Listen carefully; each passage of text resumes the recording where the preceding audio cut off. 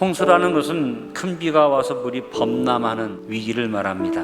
우리가 이런 자연적인 홍수도 홍수라고 말합니다만 감당할 수 없는 크고 엄청난 인생의 고난과 환란이 오면 우리는 홍수를 만났다는 표현을 합니다. 지금 우리가 살고 있는 이 시대가 온 세계가 자연재해와 기상이변으로 인해서 우리에게 두려움과 공포를 가져오는 위기 시대를 살아가고 있습니다.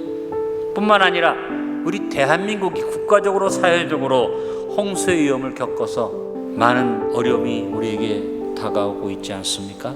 우리에게 다가오는 홍수는 거부할 수 없고 피할 수 없지만 마음 자세는 우리가 마음대로 할 수 있습니다. 어떤 일이 생기든지 간에 여러분 홍수를 잘 대함으로 그것을 통해서 더 나은 내일을 창조해가는 더 아름다운 길을 걸어가는 승풍파랑을 이루는 성도들이 됩시다. 하나님 왕으로 차정하시도록 합시다. 오늘 10절에 다윗이 말합니다. 여호와께서 홍수 때 차정하셨으며 여호와께서 영영토로 왕으로 차정하시도다. 우리가 급변하는 이 시대를 살아가면서 다양하게 겪는 홍수들 지나가면서 가장 중요한 것은 나의 삶에서 야훼 하나님께 왕좌를 내어드리고 천지주되신 하나님 우리 왕으로 차정하시기를 기도드려야만 합니다.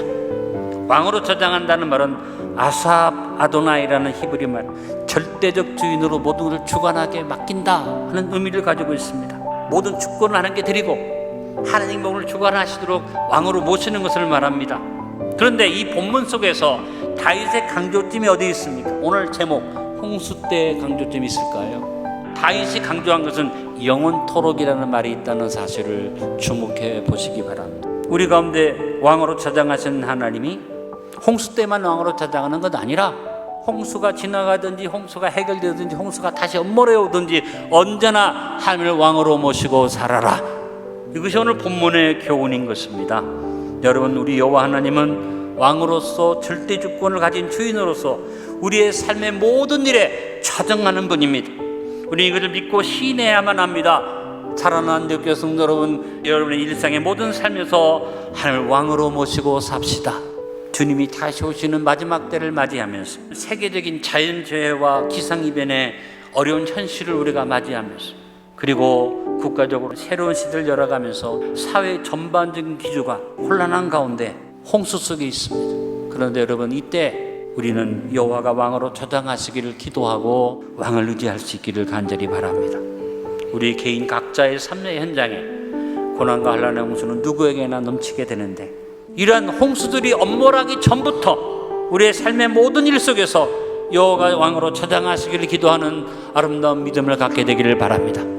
홍수를 다스려 주시기를 간구합시다. 오늘 11절에 여호와께서 자기 백성에게 힘을 주시며 여호와께서 자기 백성에 평강의 복을 주시리로다.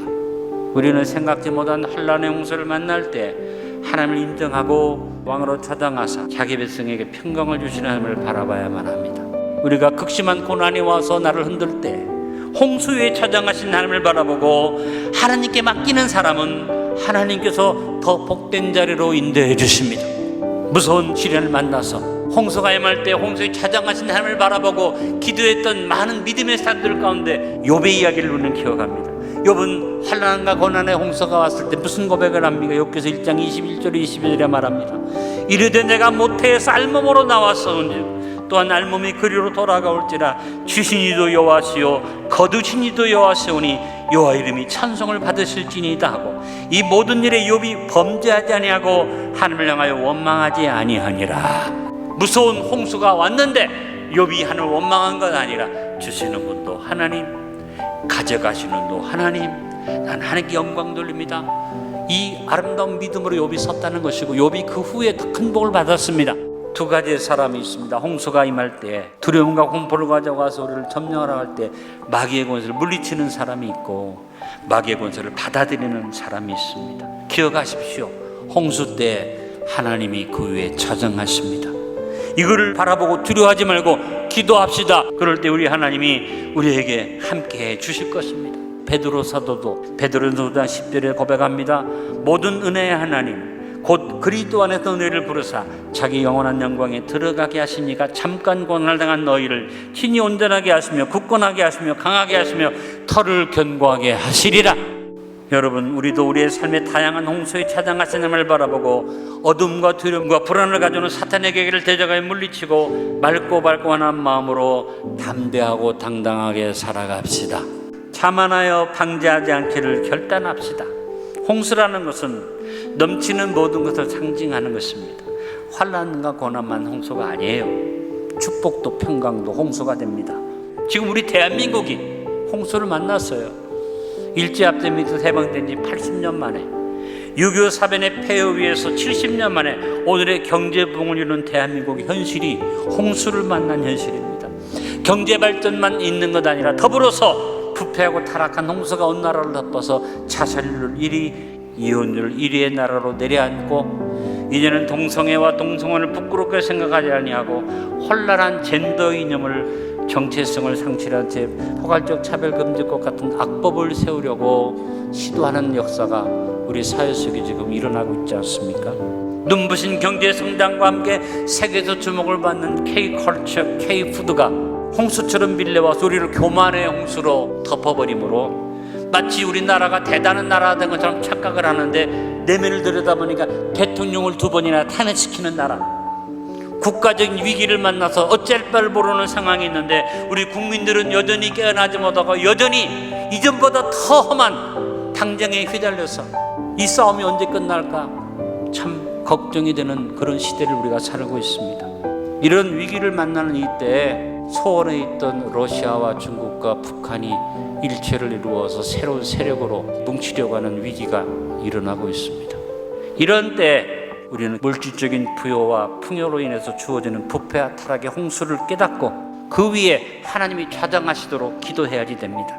위대한 사도였던 바울은 고린도서 12장 7절에서 여러 계시를 받은 것이 지극히 크므로 너무 자만하지 않게 하시려고 내 육체에 가시 곧 사탄의 사자를 주셨으니 이는 나를 쳐서 너무 자만하지 않게 하려 하십니다. 우리는 잘되고 형통할 때 또 왕의 신앙을 모시고 겸손하게 순종해야만 합니다. 오늘 우리가 당한 여러 가지 현실적인 위기들을 빨리 깨닫고 우리의 경제적 부흥의 홍수에 오만하여 자고하지 않고 방지하지 않는 자리에 서기 위해서 겸손하게 왕께 기도드리도록 합시다. 마지막 하나 더, 마음의 홍수를 왕께 맡깁시다. 고난이든지 부요든지 어떤 홍수가 와서 환경에 넘치기만 해도 우리의 마음의 홍수를 잘 다스리면 됩니다. 마음의 홍수에 저장하신 하나님을 의지하고 오히려 철저하게 우리를 속에 있던 모든 불신앙과 회개치 않았던 죄악들을 고난의 홍수에 씻겨가게 하는 회개의 사람들이 됩시다. 시편 119편 67절의 말씀, 고난당하기 전에는 내가 그릇 행하였더니 이제는 주의 말씀을 지키나이다. 내가 가진 것들을 잃어버리는 안타까움, 그 고난의 홍수 속에서 나의 삶에 있는 떼어내지 못했던 것들을 다 떼어내고 씻겨가게 하고, 전에는 전적으로 하나님만 의지한다고 입으로 떠들었는데 이제는 내 지혜나 물질이나 권세를 의지하던 것을 다 버리고 하나님만 의지하는 믿음을 가질 때 하나님께서 말씀과 성령으로 함께 하시고 우리가 상상할 수 없던 세임과 능력을 부어주실 줄 믿습니다. 우리가 홍수를 체험을 통해서 철저하게 자신을 비우고 깨어져서 하나님 앞에 무릎을 꿇고 엎드릴 때, 하나님의 백성으로 서게 될 때 하나님은 새로운 힘을 주시고 마음에 평안하게 용기를 부어주십니다. 부요와 풍요가 홍수처럼 찾아왔을 때도 마음의 홍수를 잘 다스리고 그것을 나눔으로써 그 행복이 유혹과 타락의 홍수가 되지 않게 해야만 합니다. 언제나 복에 근원된 사람은 마음의 평강을 가지고 탐욕에 물들지 아니하고 이기심과 오만에 젖지 아니하고 나누어주고 꾸어주고 베풀어주는 삶을 삽니다. 빌립보서 4장 11절에 12절에 바울이 말합니다. 내가 궁핍함으로 말하는 것이 아니니라. 어떤 형편에든 내가 자주 가기를 배웠나니 나는 빛의 내 처할 줄도 알고 풍부의 처할 줄도 알아. 모든 일 곧 배부름과 배고픔과 풍부와 궁핍도 처할 줄 아는 일체의 비결을 배웠노라. 바울의 신앙을 본받기 위해서 기도합시다. 자족의 평강을 얻기를 기도합시다. 결론을 맺습니다.